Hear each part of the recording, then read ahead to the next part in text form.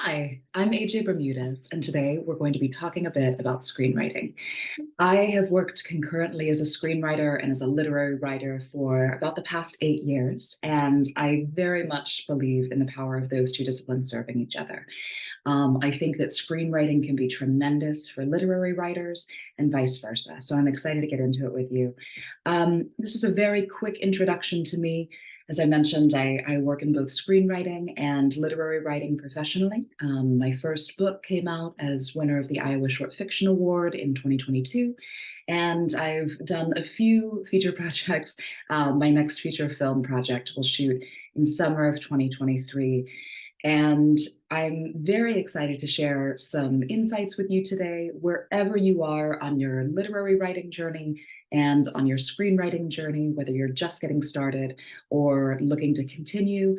I hope that you'll find something of value in this presentation today. So we'll start with a quick discussion of craft. I would love to share just a little bit about how screenwriting is helpful for prose writing and how prose writing is helpful for screenwriting. And then we'll talk about some general strengths of those types of writings and some strategies that you can try and take with you today. Next, we'll move into the practical stuff, how to format a screenplay, best practices for length, and some tools that can help you as you work. And finally, we'll talk just a little bit about the industry. I'll answer some common questions and take you through some resources. So with that in mind, let's get started. I'm going to share my screen here, and apologies and thank you for your patience if anything goes awry.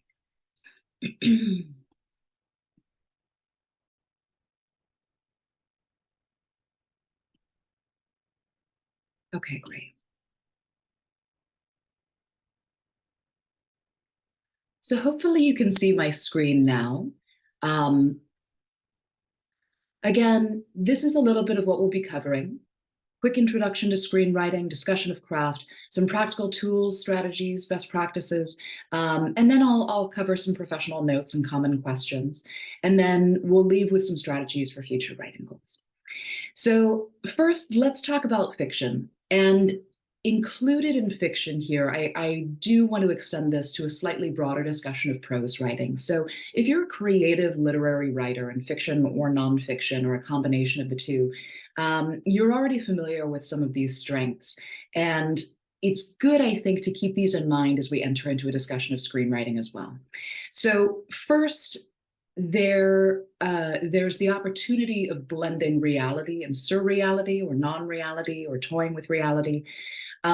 Fiction really gives you the freedom to do whatever you want. You are not paying for it. It is just as cheap or expensive to write an outlandish fight sequence in space in fiction as it is to write a scene that takes place in a kitchen. So fiction offers a lot of freedom in this regard, and it can be great to go into a project with that degree of freedom. By the same token, aesthetic versatility is a huge strength, of course, of fiction writing. You have numerous options with regard to length. Novelists will know this, that you can even get a very short novel published depending on the market. Or, you might be writing something that's 1,000 pages long, and depending on what it is and that it earns the space on the page, a lot is possible outside of, the 300-page novel format. Likewise, if you're a short story writer, there's a lot of room to experiment between very short flash and longer pieces that are, closer to 5 digits of word count. And that's a little bit less true in screenwriting. We'll talk about that shortly. But there are also virtually unlimited potential for literal and thematic elements. That, thankfully, is something that screenwriting shares, and we'll talk about that a bit more. So some key questions that I think are worth asking when we undertake a fiction project, at least in my experience. In what medium will this story thrive? Again, this is a good opportunity to think about length, to think about whether it's a short story, whether it's a novel, whether it's a piece of a series, whether it's some other hybrid form. And as we expand our toolkits to include screenwriting, it can be valuable to ask, as cheesy as it sounds, sort of what does a story want to be? What would be the ideal medium for the story that you intend to tell. And the more tools that you have in your kit, the more capable you'll be of answering that question wisely and really bringing your story to the right audience in the right way. The next question I'd love to ask is, who am I writing to or for? What do I hope to communicate? While fiction writing is often a very solitary exercise, it is, I think, valuable to keep in mind that your words will be received, that this is ultimately a conversation and a communication. I love the trick of writing a piece for just one person, to have someone in my mind who I think will enjoy reading this piece, or who I can imagine receiving it as I work. And then this is so basic for you literary writers out there, but what is the story about, and what is the story really about? So every story, of course, has the plot of what mechanically happens in the story, but there's also a dimension of what the story is either thematically about, or what it's meaning or getting at on a deeper level. Having a sense of both of those can be valuable questions to have in mind as you begin. And then, how can I almost give the reader everything they want? No one really wants to be 100% satisfied. I believe that at the end of the story, about 85 to 95% of giving the reader what they want is the right amount, to let them know that you still have fuel in the tank beyond what you've put on the page. All right, and then here are some key strategies that I think are especially valuable in fiction writing. Excellent writers are excellent readers. I believe that you have to read all the time. This also goes for screenwriting.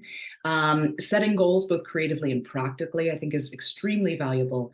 And setting boundaries both creatively and practically can also be a good strategy, to protect your time, and also to know who to allow to read your work when and in what way. Having a clear sense of what benefits you and the work is a way of honoring both yourself and your craft. And then resisting being alone. As I mentioned, literary writing can be such a solitary exercise, but ultimately it doesn't have to be. We're living creatures who have to go out in the world, and to invite some collaboration is a way that screenwriting, which can be very collaborative, can inform fiction craft as well, I believe.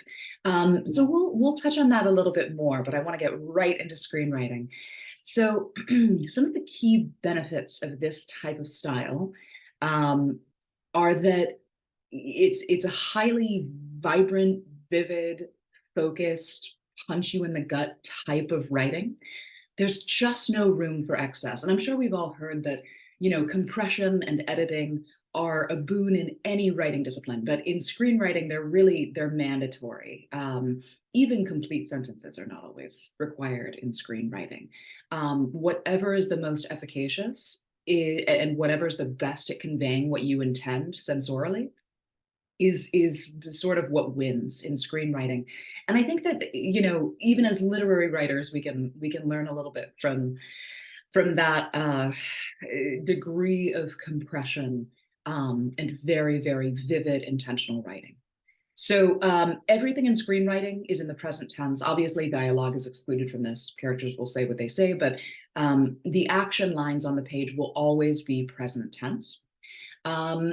There's an efficient relationship to characters, event, and structure. It's a little bit what I was mentioning before. There's just no room, because of the type of writing, because of the format, and ultimately because of the expense. There's just no space for a lack of efficiency. And that doesn't mean that you can't take your time, of course. It's very, very important to look at pacing and how beats land, but really you want to make sure that you are spending that space wisely and economically. Collaborative potential, I think, is really important. Again, you want to be careful about who you're letting into the room, who you're allowing to read your work, or contribute or weigh in. And it's a matter of finding those people and establishing trust. The best writers I know, and I have a couple of these relationships, have one or two people that just they get to see the draft when it's not done yet. They get to weigh in because the advice will be good and it will be loving and it will be valuable. So find those people. And then the opportunity to have your work expressed and experienced in a fresh way can be very powerful in screenwriting. Ultimately, the goal is to have a work produced. Typically, when you screenwrite something, you can create a script as a beautiful object, but it's ultimately geared typically toward toward being made. And that means that you're inviting a lot of people to this thing that you created. You're making jobs, you are inviting artistic collaborators, from actors to lighting designers to, perhaps a director or a cinematographer, a whole crew of people who are going to bring their vision and love to your project. And it can be a valuable way to begin a project in screenwriting or literary writing, to think about your work as a kind of invitation in that way that will ultimately involve other people. But certainly that's true in screenwriting. So here are some key questions, and now we're going to start getting into kind of the nitty-gritty of what we consider in screenwriting. So first question, what is the log line? If you're not familiar with the term log line, it's simply one, sometimes two sentences that encapsulate the story. In one or two sentences, this is what the movie is, or this is what the series is. What should be included in a log line includes our primary characters. We should have a sense of what the primary storyline is. If there's a primary conflict, we should certainly have a sense of that. Often log lines are structured in a way that's like, when something goes wrong, character must adapt to the situation and do X. The other thing that a logline does a little bit more delicately, ideally, is that it conveys mood or tone. We should understand from a logline not just what's happening, but how it's phrased, whether this is going to be scary or stressful or exciting or playful or fun or all of the above. So something to think about how you want to make your audience feel. So a logline is just a really tight, here's the story. This can be a good thing for literary writers to think about when they start a story too. Sometimes the meaning gets away from us because it's allowed to in literary writing sometimes. But having a very, very clear sense of what this story is and what those key components are can be a really valuable lesson from screenwriting. What are my comps? Comps are simply comparable titles. So the dumb version of this that you've probably heard is like, the movie is like A movie meets B movie. And that is great. That is exactly what comps are. It is a good idea when you're thinking about your audience in any kind of writing to have a sense of what other books your project might be like, or if you're writing a movie, what other movies your film project might be like. It can still, of course, and will be fresh. It will be your work, but producers especially love to know who is this for? What is this like? What kind of vibe are we in here? So something good to keep in mind. What are your comps? Usually just two, sometimes three might be mentioned. What are the major beats? So screenplays have a tendency to be somewhat more formulaic than literary writing. There are expectations in what will be happening and on what cadence. While I don't swear by it by any means, there is a book called Save the Cat that's very famous by Blake Snyder. That's a screenwriting text, and there is some good stuff in there.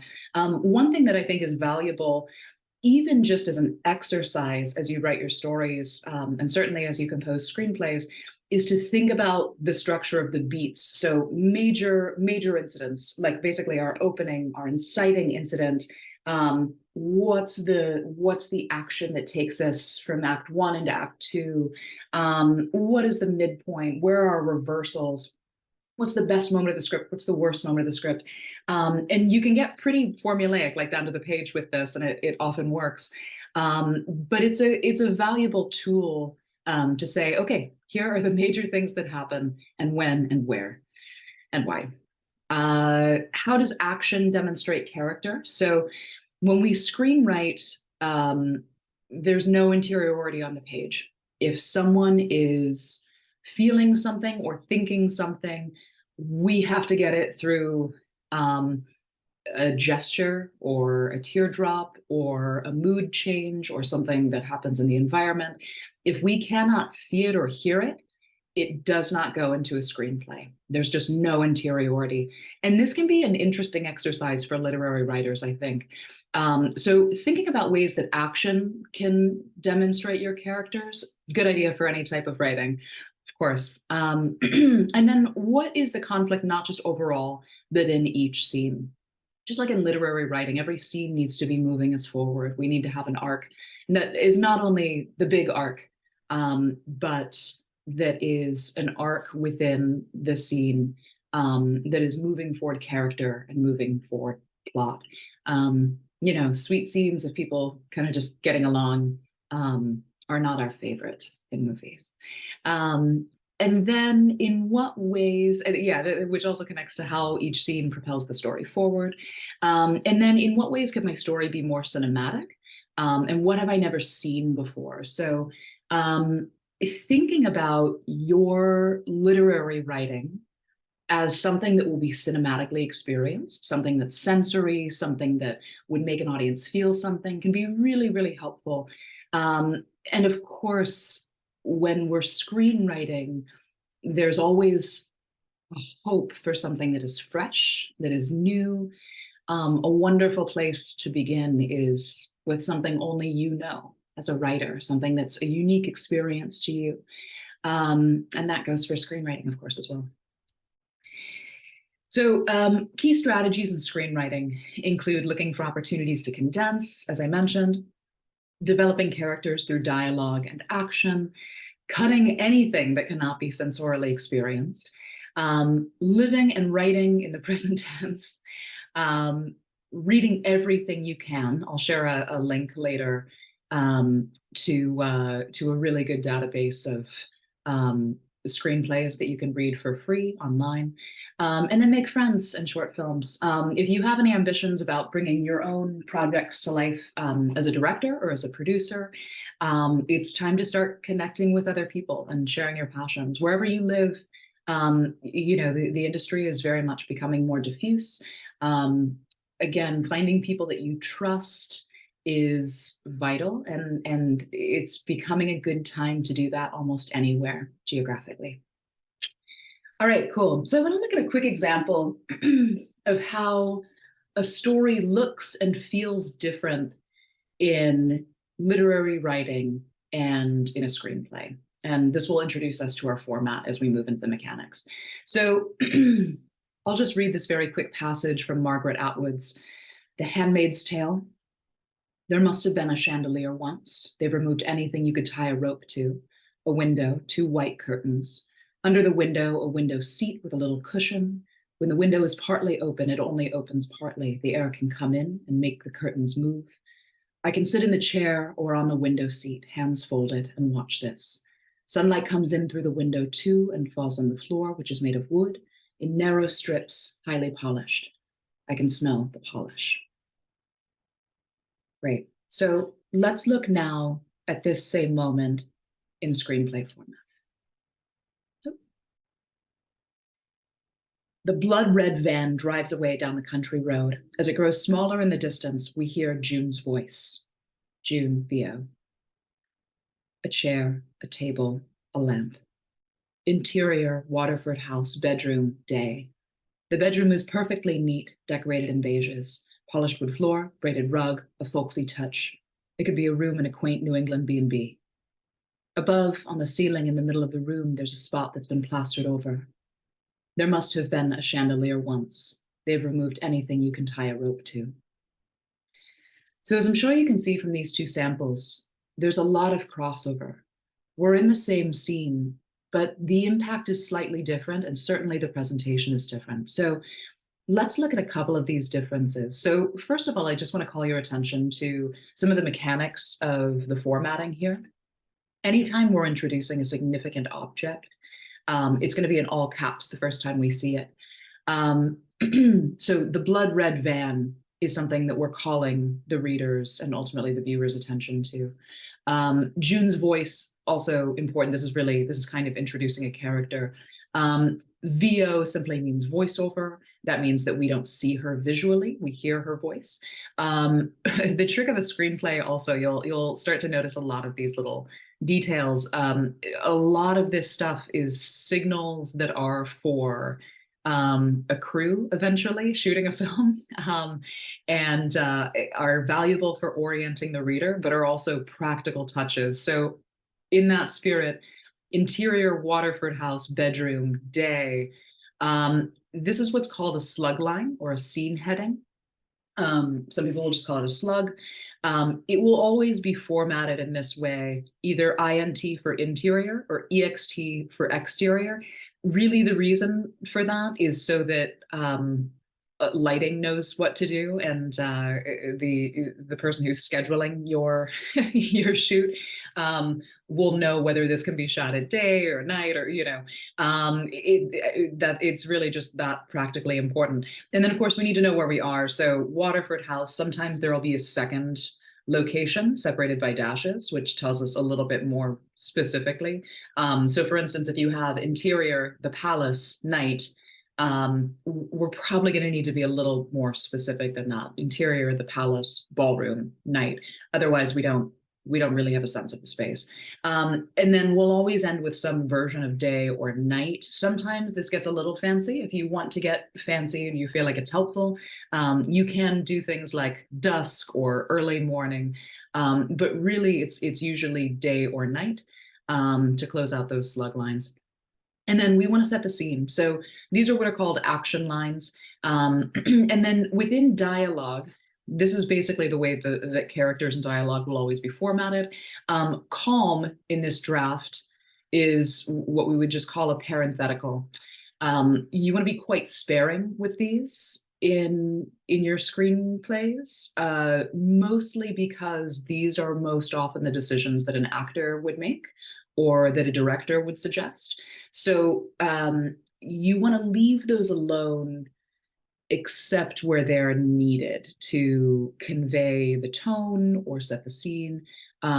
Just something to keep in mind. We get a little overboard sometimes with adjectives and descriptions in literary writing, and that's perfect for action lines, but can be a little much when we're talking about character and dialogue, behavior and parentheticals, just as a note to keep in mind.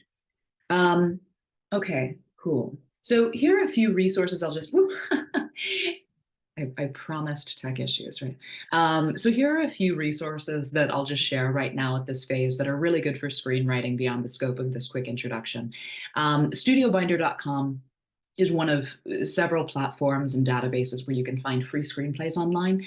This is tremendously useful. By reading screenplays, specifically of movies that you enjoy, you can see actively how the words on the page translate to film format, and you'll learn a lot very, very quickly by reading good screenplays. Sometimes I like to read a screenplay of a film that I admire, and I'll do them both at the same time. I'll have the script open in front of me as I'm revisiting the film, and that can be a really great way to see how a screenwriter pulled something off. JohnAugust.com. John August is a filmmaker and writer who is just very generous in his resources. He also is one of the hosts of a podcast called Script Notes, which is very, very much screenwriting industry related, if that's of interest to you. But he has a lot of answers to writers' questions. So if you have a question about formatting something specifically, or how something might be done practically, it's a wonderful website to go to and search or browse. And then beatsheetcalculator.com, if you would like to try that structural exercise of laying out your beats, this will actually allow you to put in your target page count and then tell you essentially on which page, which items in your script should be happening story-wise to conform to a fairly classic story format. So it's a wonderful tool. Again, not the be-all, end-all, but I do recommend at least playing with it to give yourself some ideas and see what it sparks. So I'm going to duck back into just chatting with you for a moment. And let me see here, make sure that I'm not. Okay, beautiful.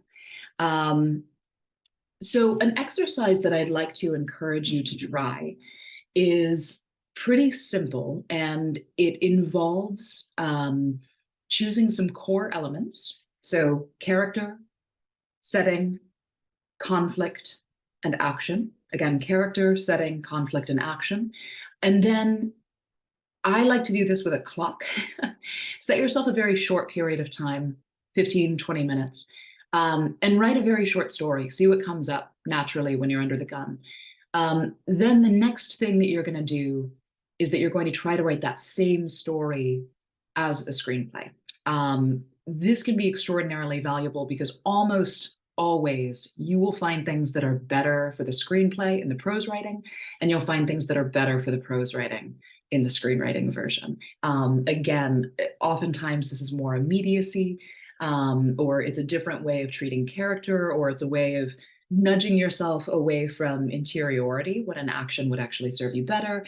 But it can be a really, really valuable exercise in both directions. Again, very simple, very valuable. So I want to talk just a little bit about screenwriting mechanics. This would be a much longer course, ideally, of course, but I'll share with you kind of just I'll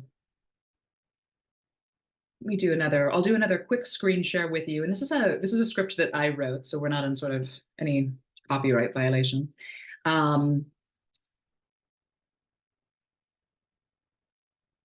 And hopefully you can see my screen now. So this is just the very beginning of a screenplay. It's one that I wrote a couple years ago, won some awards. It's called Icon. And I'll just show you some of these mechanics that you'll see. So a script will always begin with fade in, looking just like this, aligned on the left. It's sort of just traditional, but fade in, and then at the very end, sorry if you're dizzy, don't look. You can either do fade out is really traditional, or you do cut to black. I like cut to black, and then end. So that's how you start and end a screenplay. Pages are numbered. We talked about slug lines a little bit. They always look like this: interior, Alice's house, night. As you saw in the previous example, these do not have to be in bold, but it's become fairly common for people to put it in bold if you like. I like the way it looks on the page, but not required. These can be in not bold as well. And again, we see an example of when we introduce an important object or person for the first time, it's going to be in all caps. When you introduce a person for the first time, you want to have a little description of them, not just what they're doing, but what they're like. And the shorter this can be, the better. This could maybe be a little shorter, but you always want to have them in all caps. You want to have their age if possible. This could also be like 30s or late 20s, or, it doesn't have to be the exact year, although for major characters, you probably want the exact age. And then a little description so that we know who this character is, ideally so that we like them immediately. And then let's take a look here. What else can I show you? Sometimes when we follow a character through a quick string of actions, we'll use these little hyphens to kind of guide us. And then here, I'll show you too. So this platform is Final Draft. It's kind of the industry standard. There's a newer version, but I like 11. um, and there are some different options. I'll just mention this right now. So obviously, you can create a screenplay in a Word document if you want to.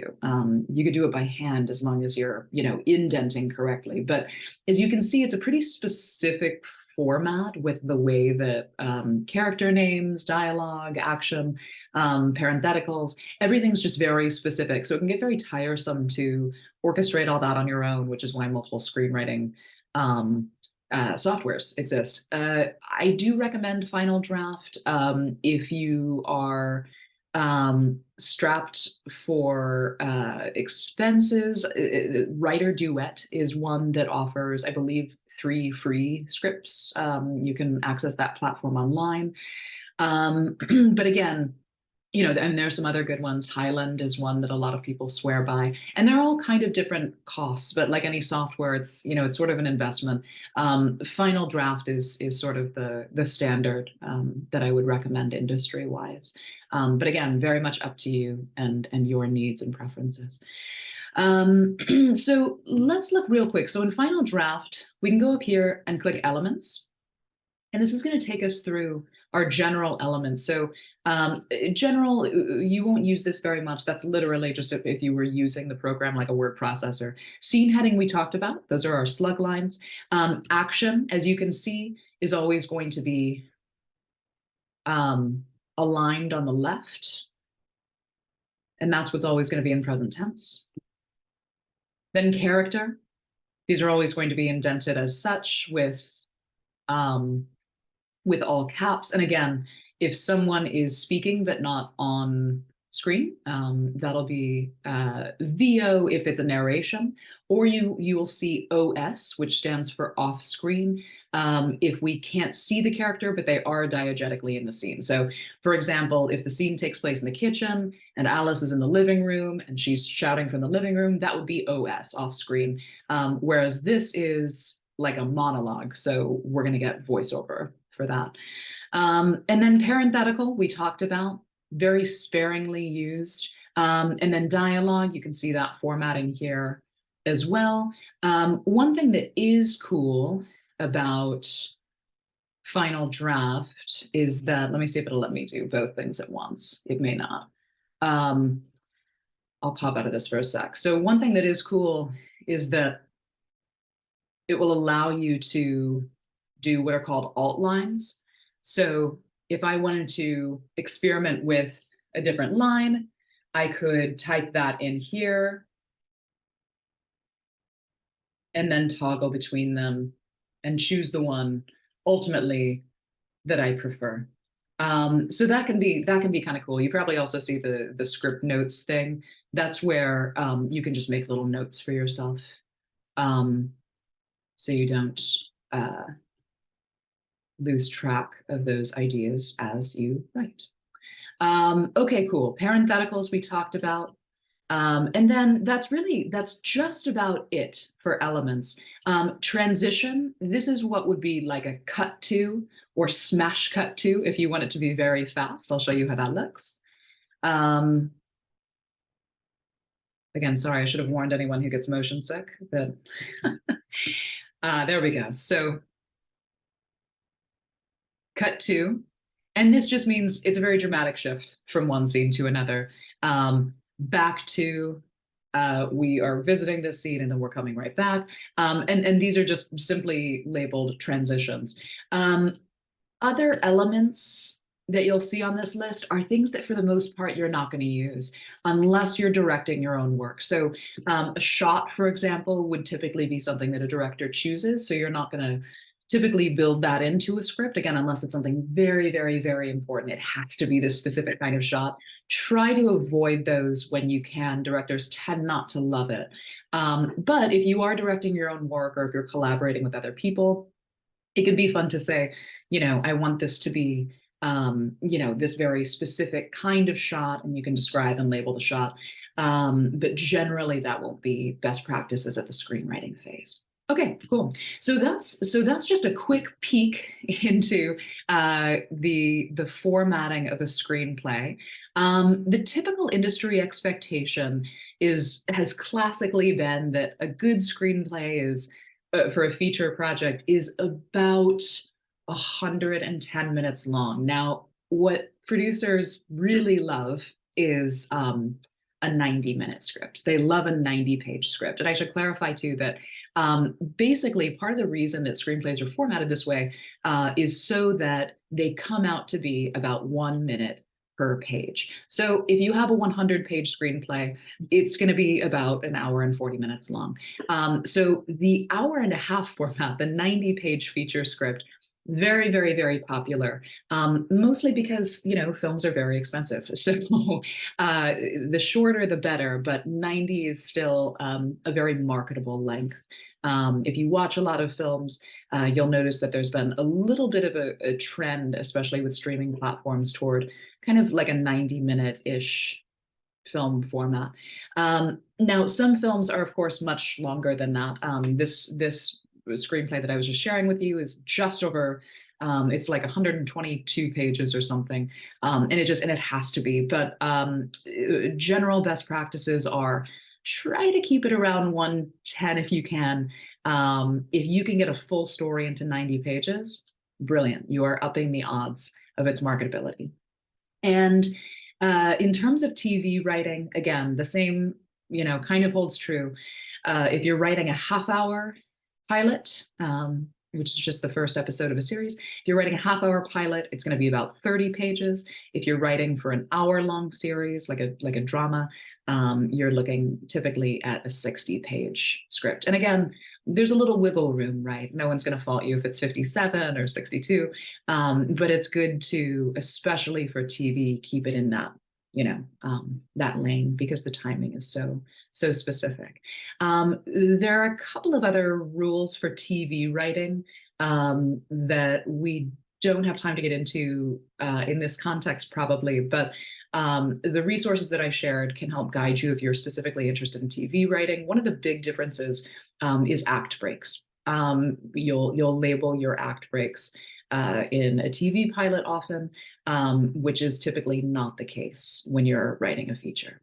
So just something minor to keep in mind.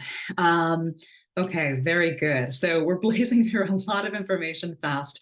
Hopefully this is helpful. I do want to talk just a little bit about the industry for those of you who are interested in perhaps pursuing screenwriting professionally.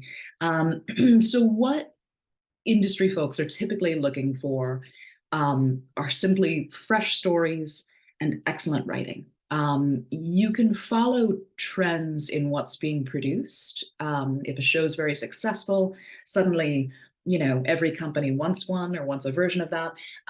But really, the best advice I can offer is to do what feels true to you, because those trends can change very quickly and can get stale very fast. So you may end up accidentally writing something that you don't love just because you thought it was marketable. And I highly advise you to write what you love. And if you can write what's marketable, that's good too. But do write something that you can stand by and that you can spend time with, because projects in both film and TV, it can take years. It happens faster sometimes, but often it can take years, and you want to be able to live with this baby for a bit. A couple of common questions that I often hear from aspiring screenwriters. We talked a little bit about software, programming, resources. A lot of times people are curious how to get their work out there. And another companion question is, do I need to live in LA? Certainly most film in the US is still concentrated in Los Angeles, with New York being the runner-up. But not living in one of those places is not necessarily a death knell to your career. Now more than ever, the industry is becoming more diffuse. There are other cities that are sort of hotbeds for filming. But also since the pandemic, much more is conducted online in terms of collaborations, in terms of meetings. Often companies or individuals love it if you are in Los Angeles. That is the hub. But by no means do you have to be based in Los Angeles to be a successful screenwriter. Yeah, so that's what I'll say. I often get the question as well. Yeah, so as a companion to that, how do you get your work out there once you've created something special that's ready to hit the ground? There are a few ways. One way, typically for a script to be produced, to be presented to companies, and then made, usually the writer is represented. And that means that you have a manager, or an agent, or a combination of the two. Usually a manager, often a manager will come first in screenwriting. And there are a lot of ways to get a project out there and to get representation at the same time. One of those ways is competitions, and another is labs. So, for example, Sundance runs a very competitive and well-known lab for different types of screenwriters. That can be a really exciting way to not only collaborate with other people and get the support that you need, but also to really develop your craft in an intensive way, and also, make those connections. Contests can be really, really great for writers, but they are not all created equal. So make sure you do your homework. I have had really good experiences personally in the past with the Page International Screenwriting Competition, with the International Screenwriters Association. They run a few different types, and some others as well. The Diverse Voices competition at We Screenplay is very good. But really, you want to know that you're you're investing in areas that you trust. Sometimes those contests can pay off dividends, both in terms of producers and managers calling you and wanting to work with you, but also in real dollars, depending on what you're entering. Film festivals can also be a really good way to kind of learn more about the industry and meet people, and get your work out there. So there are a lot of avenues, and it can be very, very overwhelming, but I do highly encourage you to do your homework, see what might be a good match for your work, and consider labs if you can, and some competitions. Certain companies, like representative companies, will consider work directly. Again, just make sure that you're looking them up and making sure that you're following their guidelines for submitting your materials and packaging those correctly and giving them what they want. So, those are a couple of tips on getting started and getting your work out there. I'll wrap up by saying that I think one of the most important pieces of advice for anyone in any type of writing industry, is to cultivate discipline, cultivate perseverance, and really, really follow what inspires you. Again, these are long-term projects, and you're building something special, ideally in screenwriting, not just for you, but for other people ultimately to participate in as well. And that can be a real act of generosity. Make sure you're establishing time to write if you can, and that you're protecting it. And then find your community and get to work. I think that there can be a lot of joy in screenwriting, arguably especially for literary writers, and that the platform has the opportunity to help you storytell in a way that's really powerful, that's really unique, that can be collaborative, and that can have a significant impact on your audience and collaborators. So have fun. I will close by sharing, if you do have other questions, please feel free to reach out to me. I think I have, let's see here. Yeah, I'll just share my my socials here. If you want to send me a message, or if you want to shoot me an email through my website, you're more than welcome to.